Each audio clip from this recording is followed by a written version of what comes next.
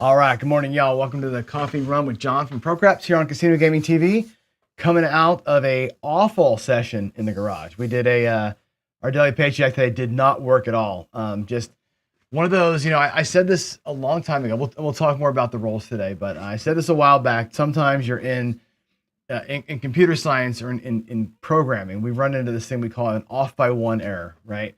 You're just always kind of one tick off, whether you're counting something or whatever. It's because a lot of things start with zero, actually. But we screw it up a lot in programming, and so many times off by one, off by one. Today was that day in the garage. We were just not able to get the easiest thing possible, right? We were always one roll off. Needed 2 rolls to make profit. I got 1. Needed 3 rolls to catch up. I got 2, right? And we'll try a come out roll. It's a 7, and then I get the 2 rolls I need after that. It's one of those days, right, where we were just kind of always like one chink in the armor away from getting it done. But whatever, that kind of stuff happens. But I hope you all had a good weekend. Looking forward to a big week here on this show. I'm going to get back to some teaching stuff with you all. We're going to get into some math things and that kind of stuff. So why don't we go ahead and hit it?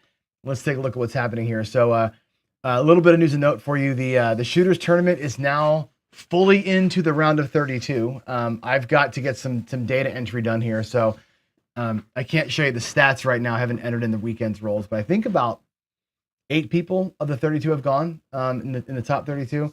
I'm going to try and host some people today. Actually, Anthony, you're here in the chat. Anthony, if you're ready to go tonight, and Kevin, I can do you guys anytime during the week here. I got all the afternoons and evenings are free. So let me know. I got to go myself too. So that's going to hopefully, I think George wants to wrap that up by end of the month. So hopefully by the end of April, we're done with the round of 32 and we can get the final, the semifinals and the finals done probably in May. So it's a long one. It takes a while to get through all this stuff because you got to get people scheduled and everything else. But George also announced the preliminary idea behind what he's going to call the top 32 strategist tournament. Now, this is not unlike what Dice Degen has done with, his March Madness that he does every year. The first year he did it, I think he rolled the strategies out himself. He invited us to come on and do our thing if we wanted to. Last year, he had people on. And like last year I was on that. And last year I said, I'm just going to run Philly Special. And I ran that thing like clockwork, you know what I mean? And this year he's doing it where it's just person against person. So he's kind of changed as he goes here. George wants, and again, we don't know how it's going to work yet, but like, how do you determine the top 32 strategists? Like what's the answer to that question? I don't know. We're talking about some ideas behind it, and I'll leave it to you. Maybe you have some ideas in chat. If you want to put in chat like a strategy in front of your comment down there. Like for example, Waylon's got 1,000 strategies, right? If Waylon's in the tournament, does Waylon have to play one strategy the whole way through? Can he change strategies every time he plays it, right? What if 5 people join the tournament and all 5 of them play a different Waylon strategy? Do they win or does he win? Like, those are the things we're kind of mulling over. Like, how do you handle some of those weird situations? I don't really know what the answer to that question is. You know what I mean? Is it that you're going to come in and, let's say it's me, right? Let's say I'm going to go in and let's play the Headless Horseman. And I go in, do I have to play the Headless Horseman all the way through from start to finish every single time? Or do I adjust as I go? That strategy has some adjustments built into it. What do you do? Like, what's to say that, for the time that we're battling, if we're doing our strategy and at the last minute, we all go all in, rail dump, and somebody wins a bunch of money, does that really get you the win in the tournament? So I don't know how that has to work. I feel like it's either got to be the person playing or the strategy playing. You can't have a mix of that, right? Otherwise, it kind of takes away from, I think, the spirit of what George wants. I don't know. So let me just get what you think. So Jen says it's strategy. It's the person, not the strategy.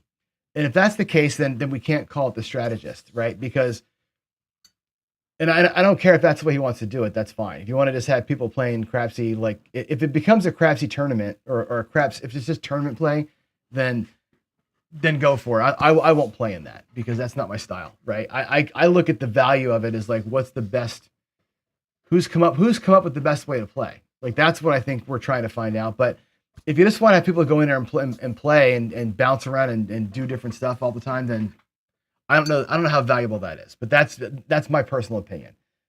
You guys say what you think. David Peak says that's pretty funny. Yeah, I don't know. I don't really have a strong opinion. I know that if it's just 32 people playing in a tournament format, then it doesn't do anything for me. I don't learn anything from that. Like I want to make it valuable, and that to me is whatever, So you can think of how you want to do it. Yeah, you can rate it. You can do a strategist thing where it's like you're saying here, rated by house edge. Who has the best strategy, versus the hedge? That's easy to win, right? Just go 3-point dolly. I don't know. I don't know what's valuable to you as a viewer. Do you want to just see people going haywire and playing and winning a bunch of money, or do you want to see people playing strategically and using a way to play? So, yeah, they can employ like again, you can employ your strat, but what's to say I do a $10 horseman, right? Let's pretend we're doing 9 shooters. We do 9 shooters, right? Or 10 shooters, right? And for 9 shooters, I do a $10 headless horseman. And on the 10th shooter, I go all in with a Dallas drawdown for $5,000, and I get my 2 hits on the last shooter, and I win the day. Like, what does that tell you? Like, that tells you that I gamed the system, right? I don't want people gaming the system, so that's what we're trying to guard against, and that's my fear with saying it's just the person does what they want, and I don't want to have that be the way that somebody wins. So anyway, think through it. George is open to all the ideas, all the pushback, the feedback, whatever you got. I'll collect some from here, from you guys. Pass it along. George will take direct messages as well. So just think about it. Just think about it, okay? All right, let's get into our daily paycheck review, and then I'm going to talk a little bit about math with you. We're going to get back into our math, into our Gambling 301 sort of series here. So daily paycheck. We're down. We were up like $4,000, right, last week. We had 5 days in a row where we won. We actually won 5 days in a row. One day had the excess win, which was nice. I'm not counting that excess win here, just counting strategy win here. And today we got burned. Today we got toasted today, big time. And this begs this argument of ways to play, right? And we talk about play styles a lot, and I'll challenge you to think about this a couple ways, right? Is it easier to win, $500 twice or $100 10 times? That's kind of the first decision that we make, right? The first thing I went on there was, is it easier to win $500 twice, right? 2 rolls without a 7, or grind and win $100 10 times before a 7? Both are hard to do, right? It's harder to win 10 times in a row physically because you got to beat the 7 so many times. It's more soul crushing to not get the 2 hits to work. Today is a good example. I got my first hit for $500. We lost, down 1,500. Never got back. We got back even one time at some point, right? You got to do so much work to recover the bigger loss, right? Versus the smaller losses, but it takes if you don't get your 10, now you got to get 15. Then you got to get 17 wins. It's hard to grind out those wins when the amounts are smaller. So think about that as you watch me play the daily paycheck, and think about that as you're crafting your own strategies. Winning a lot, a small number of times versus winning a little bit, a whole lot of times. And it's funny because in the table play, what I tend to prefer is winning a lot, a short number of times, right? I'm more apt to go play that drawdown or that 2100 salute for the one day at the table. However, and I'm going to contradict myself here, for my paycheck play style, it is winning a little bit, a whole bunch of times, right? The paycheck style of play is 20%, 20%, 20%, 50 times, lose it twice. So I'm trying, it's funny. I like my paycheck style of play. It contradicts my table style of play in that regard. But I feel like the way to get a bunch of small wins is to win a bunch in smaller chunks. So I'm sort of like trying to like as JB would say, I'm trying to thread the needle a little bit here, and that's kind of where it's at. So anyway, we got hosed today a little bit. We're now 5-1 for the month, 5 wins in a row last week, 1 loss today. The 1 loss gobbled up last week for the most part, but that's okay. We're gonna fight back. We're gonna fight back and have a good week, I think. So there's that. Overall, overall, we're still doing great. We're still up 20K, so we're doing just fine. One day will not destroy or whatever the strategy. Multiple days will. And this also gets you into things like the drawdown versus the straight up, right? So playing that the $2,100 across like I did today, both strategies basically need 2 hits to get you to a paycheck, right? The drawdown is nice because after the first hit, you got almost no risk. The second hit locks you in. The 2,100 is smaller initial spread, but it's 2 full hits, and the full loss can happen on either roll, right? You got to tomato that thing. So see what you like better. Anyway, there it is. All right, let's jump ahead and talk about our life as a gambling, right? Life is gambling. I got to remind you, we're getting back into our series here of instructional things. Hopefully this is going to be a valuable week. Some of the math stuff can be boring, so I'm going to apologize in advance for it not being the most exciting times of our lives, but I think it's important stuff to remember. I'm going to try and present things to you in a good and obvious way here. So reminder that when you're playing, I think not, and it's funny because somebody gave me some grief on the ProCraps channel about this exact screen here, right? Goals are stupid. Just play to win. Play to win, goals are dumb, right? And I'm like, well, to me, goals are the North Star. If you don't have a goal, what's the point, right? And you know, my wife and I had this great talk last night about goals in life, like not just gambling goals, right? But like, you know, she asked me this question, which was a really thought-provoking question. She's like, you know, if I was, and my wife, you know her, she's got a great career. She's a microbiologist. She's parlayed microbiology and being a lab person into being a tech person. She's gone into consulting on the tech side.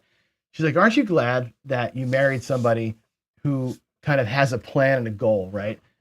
And I'm like, as opposed to what? As opposed to somebody who just, you know, was working at a grocery store as a checker or something, right? And I'm like, well, there's no shame in working for a living, right? But I said, what attracted me to you early on, right? Our first, when we were dating, I was like, you are so goal oriented. You were like, you got this plan, like your life. She had her life planned out from when she was 19 years old. She knew she wanted to be a microbiologist. She knew what her thing was going to be. I'm like, that made you beautiful, right? That was what like I like was all in on that. So yes, right.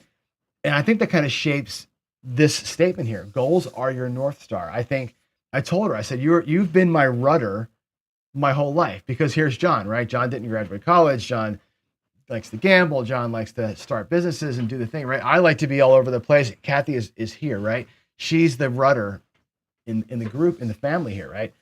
But it's brought me to having some creativity in the way I think and act, but it brings me in here, right?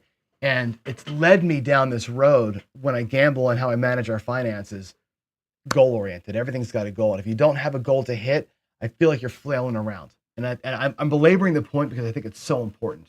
It speaks to the paycheck and it speaks to a lot of things. Goals are important, right? I think your strategy, which is where your bets are, when you're pulling money off, how you're managing your dough out there on the tables, that accounts for the way you want to win. Jacob says this all the time. Your strategy dictates the way that you win, the opportunity that you create, how much you can win. That's your strategy. Your bankroll is what talks about how you're going to handle, how long can you last, right? If you're playing an all-in 2 hits and out strategy, your bankroll says I can play a lot of money for a very short time. Or my bankroll can say I can play a little bit of money for an extremely long time.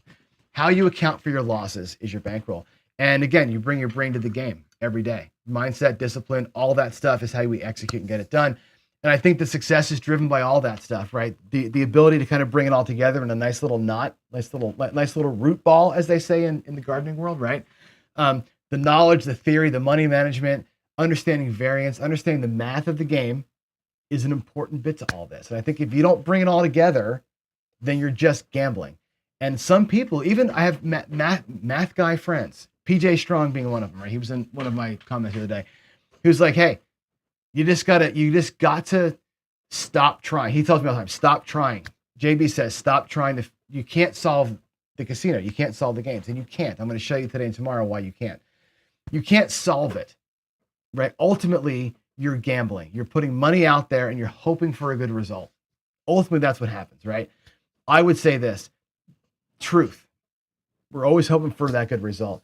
But doing that with your eyes closed and just like throw the money out there and just you tell me later on if I won or not, to me is not pleasurable, not enjoyable. And I think without a goal in mind, saying, look, I'll do that. I'll write $2,100 across and let's see if I win or not, right? I get to decide when I've had enough of that. I get to decide how much I'm willing to part with, how much I'm willing to walk with. I think that's what separates the person that's just going to shove all in every day and hope for the best versus the person who's going to tactically shove in or tactically sort of put their money at risk when they have the money to do it, number one, and when they've achieved either a positive or negative goal. I think it's so important to not being the person the casino relies on. You know what I'm saying? Like, I don't want to be I want to be on the outer rim. I want to lose less and win more. I don't want to be in the middle of that bubble where everybody else is just kind of throwing money at the machines, and I don't know how else to explain that, but I'd rather be here than here in that bubble. And I think that's what goals get you, for what it's worth. Anyway, let's talk about math. So we had our opening discussion about math last week. We talked about where the series is going to go.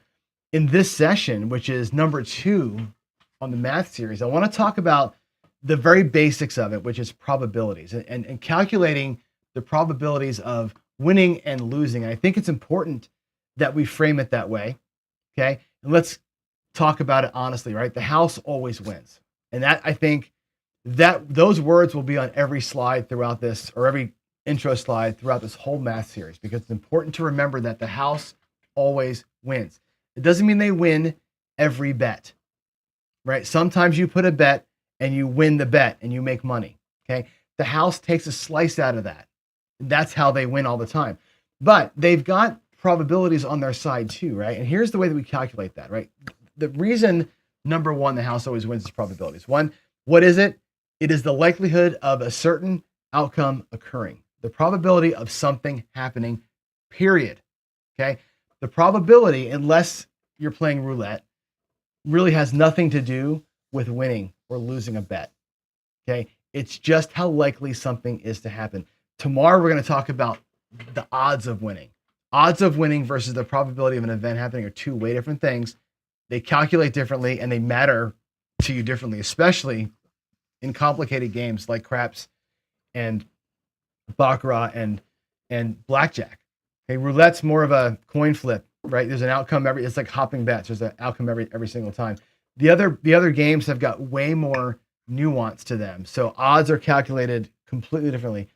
Understand that probability is as simple as this, the likelihood of something happening. And here's, the way that it works, right? We divide the number of possible outcomes by the number of things that you're looking for, okay? If you have a probability of 0, that means it ain't going to happen, right? In other words, if I have one die, the probability of rolling a 7 with one die is a 0. It's impossible, right? The probability of rolling a number between 1 and 6 is 100% certainty, okay? Considering that die with 6 sides, a single number has a 1 in 6 probability of resulting, okay? It's a 1 in 6 chance, or 16.67. That's how you calculate it. 1 out of 6, 1 divided by 6, 16%. An even number has a 3 to 6 chance. There's a 2, a 4, and a 6 on those dies, right?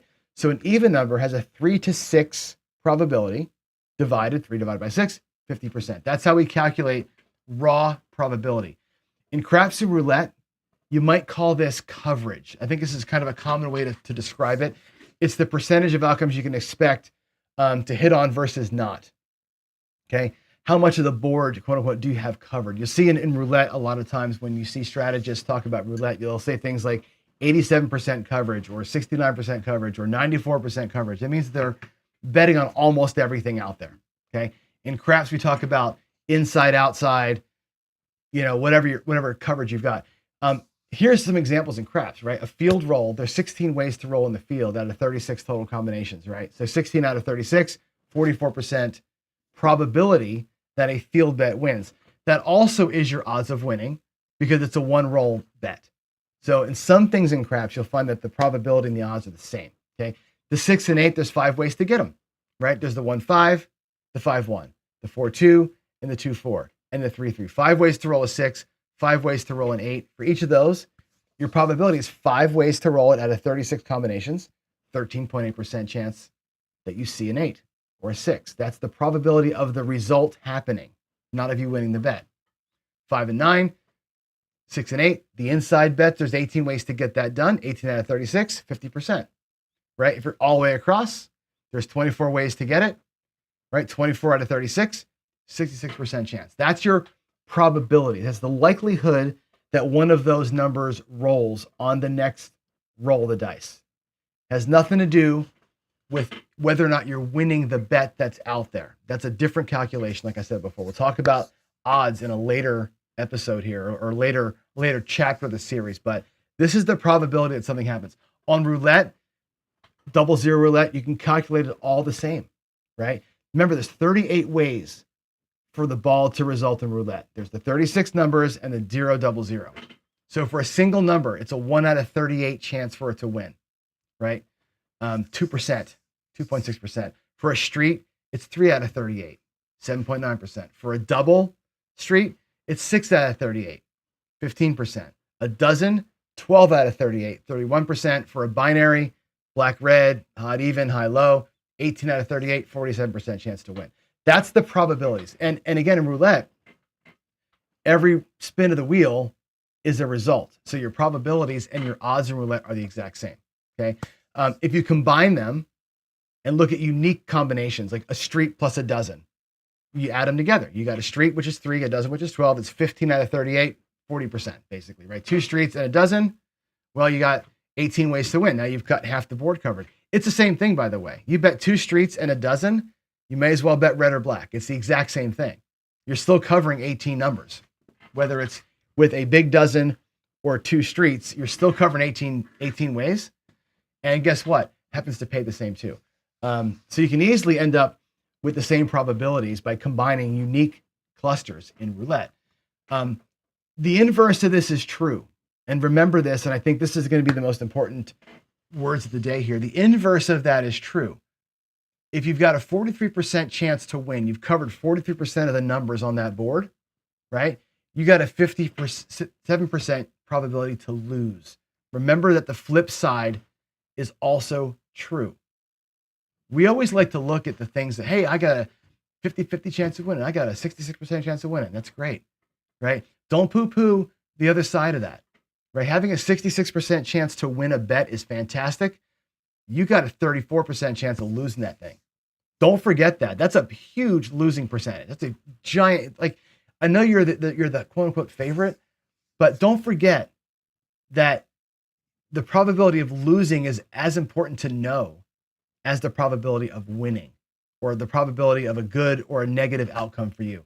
You got to know that the inverse is also true. Don't lose sight of the ugly side of that. Now, in other games, poker, baccarat, blackjack, it's less about that coverage piece, right? There's no coverage.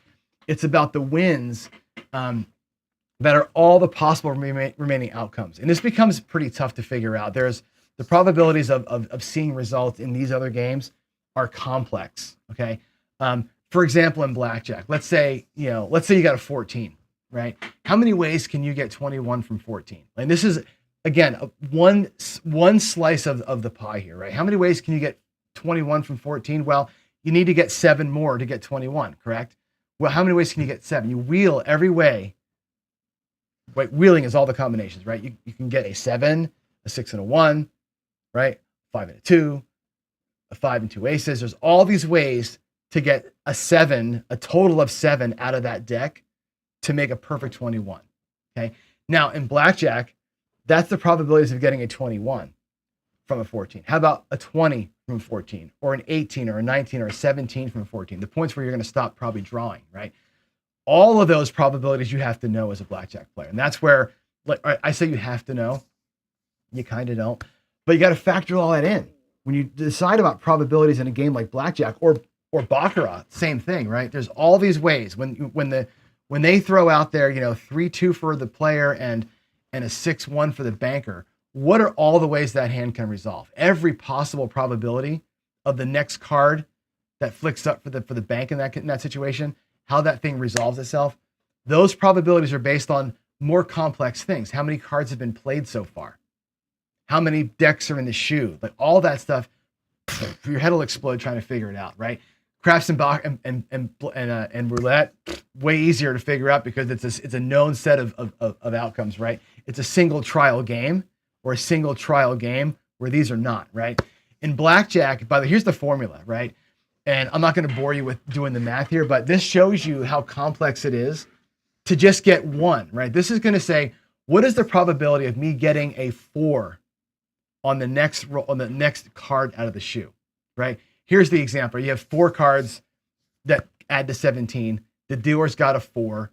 What's the probability that your next card is a 4, right? Here's the math for that probability. I break it down there at the bottom, and I'll share with you the website where all this stuff is located. There's actually a really cool calculator. You can put in your cards, dealer cards, and it gives you all the probabilities for everything calculated out.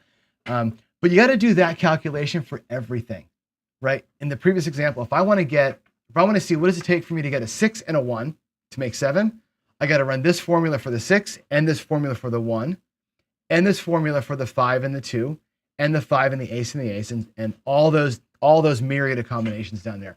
It gets complicated. And it's good to know that there's all this math behind it, and somebody somewhere made one of these. So you don't got to deal with it, right? We have this, right? So you don't got to deal with all that crap.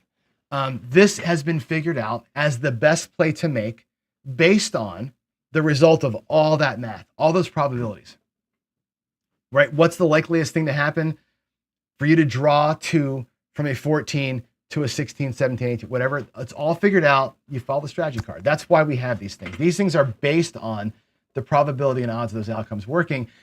You might even consider this one here from our friend Jack Hayes at Jack Ace. Much easier one, by the way. I'll link to his video on this below too. He's got an easier way than doing the more hardcore strategy card. This one here covers, I think, 95% of the same cases that one does. But a human can remember this in an afternoon, so that's pretty cool. Anyway, why do we care about the probabilities? Well, you got to know your realistic chances to see what you want and what you don't want for the next event. That's an important bit of it. You got to know what it looks like for you. I'm putting this money out here. The likelihood that the thing I need to see happen is X. The likelihood it will not happen is Y. You've got to know that. Sense the danger. Okay. You can use that to embrace opportunity, right? Or hammer a good series of bets, right? But sense the danger and know it. I think we say this all the time, knowledge is power, right? Knowing, I think, is better than not knowing, right? And I think you can go into this thing and say, well, the casino's going to get me anyway. I'm just going to drop $10,000 on black and be like, well, whatever, right? And whatever. That's fine, I suppose, right? If you want to be that guy. But knowing what could happen there, right? That bet, by the way, on a single zero roulette, a double zero roulette, and a triple zero roulette is more or less powerful based on probability. This is why, I was talking to David at Casino Quest yesterday. We had a little meeting, and he said to me, casinos are taking out double zero in place of triple zero. And yes, they make more money, right? It's a horrible game, but people prefer it because they think that there's more ways to win on it, right? Because they don't know the answer to this question. They don't know the answers. How do you calculate your likelihood of winning on that one spin? They don't get it because they don't know. I think knowledge is power, right? And bad decisions feed the house edge and that kind of thing, and it fills their coffers. So I think you've got to know. So whether or not you know the probability of every single thing in every single game, immaterial. You got to know that there is this calculation and know that your upside downside is as important. The inverse of what you're likely to want is also true.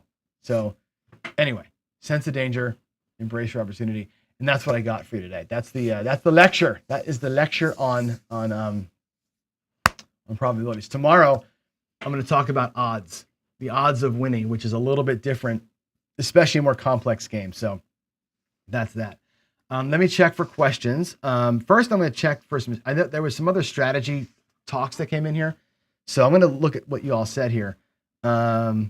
Let's see. Jen says I should be able to do my drawdown or special or whatever. Like, to me, like, yeah. So I'm just torn.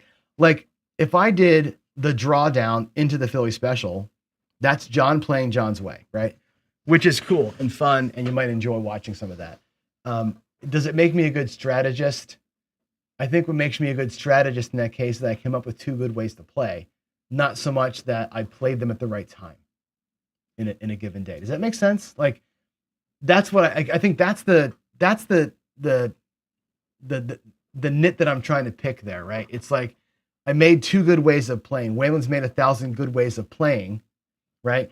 Is the competition about him making good ways to play or him choosing in the moment a play that worked against the role we were on? That's the question, right? And it's like, one's a strategist, like I made a great way to play. One is a like a player. You know what I'm saying? Like, you can be a great strategist and a shitty player, or a great player and not a strategist. Like, somebody who knows all the Waylon stuff could pick 3 perfect plays at the 3 perfect times and win the whole thing. Didn't come up with anything on his own. Use somebody else's strategies. And that's where I want to get to. Like, for me, I want to see like the strategic, the I don't know. That's I know I'm just John, right? That's the way I think. Kev Smith says, let's see, what is JR says, distinguishing the best strategist and the best DI is the attempt. George wants to combine them.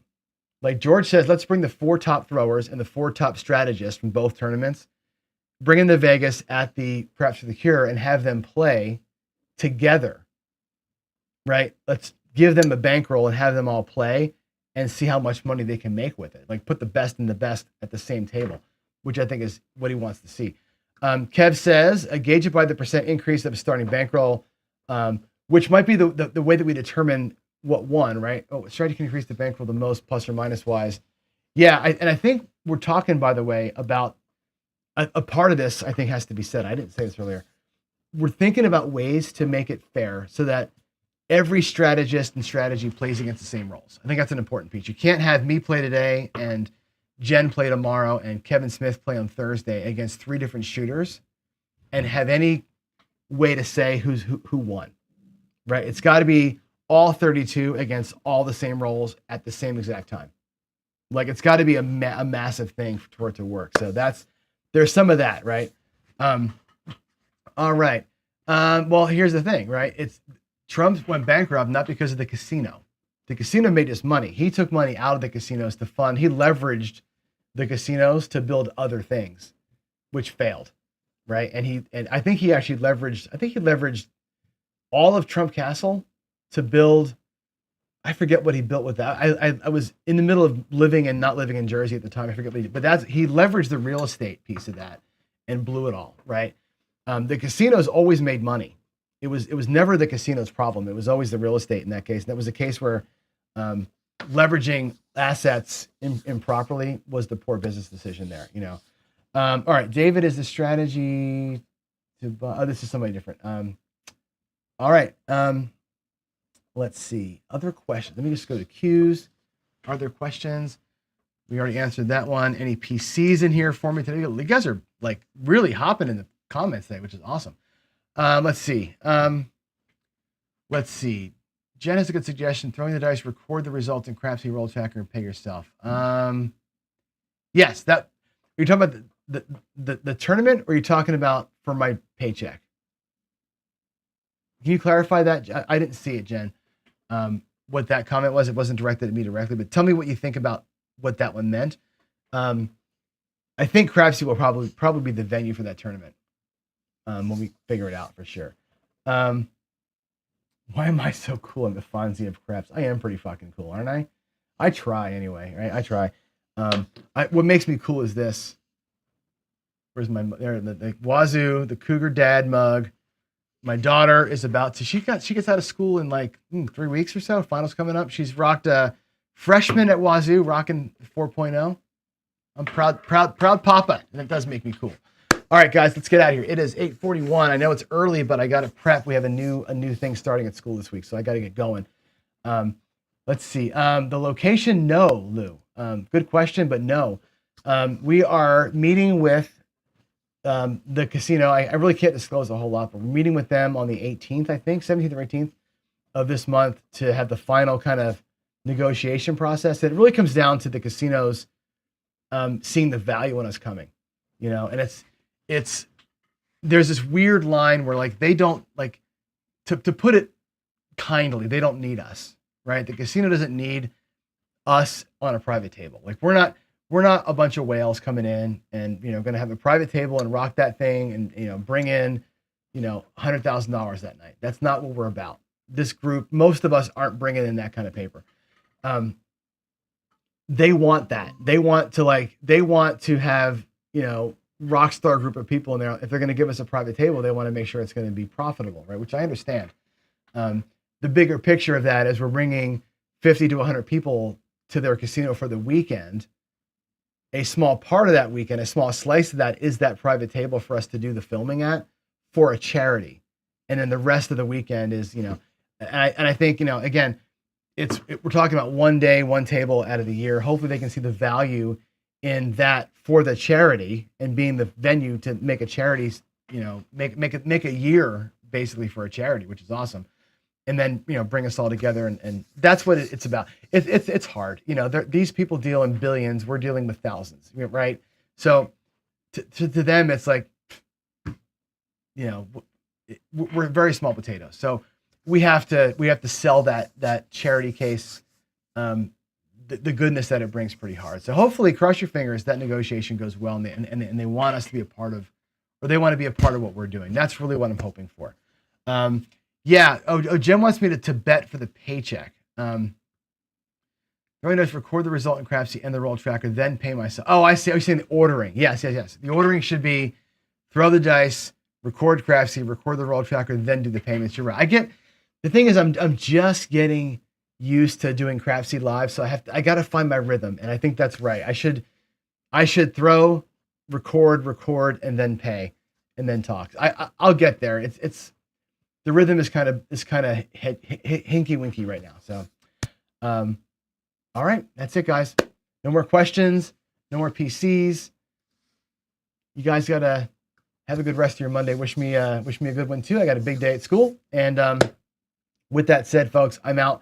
Tomorrow we talk about odds calculations and the importance of knowing your odds of winning versus the probabilities of the outcome. We're gonna have a little bit of a compare and contrast there tomorrow on that one, and then we'll get into House Edge on Wednesday and Thursday. So that's it, folks. I'm out.